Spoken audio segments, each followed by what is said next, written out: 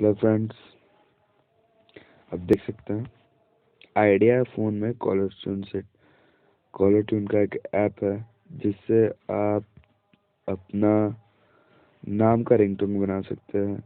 जैसे आपका कुछ भी नाम Praveen PARVEEN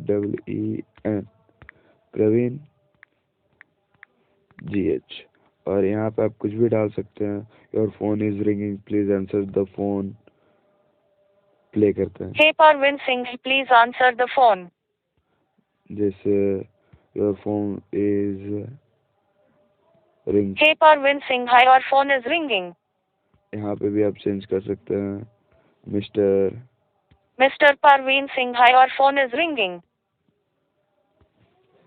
Mr. Parveen Singh, someone is calling you. Take your phone. और इसको आप चाहें तो डाउनलोड कर सकते हैं।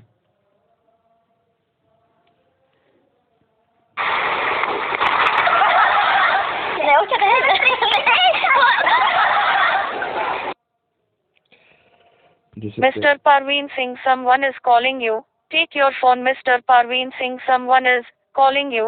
Take your phone. अब आप यहाँ सेट कर सकते हैं अपना रिंगटोन।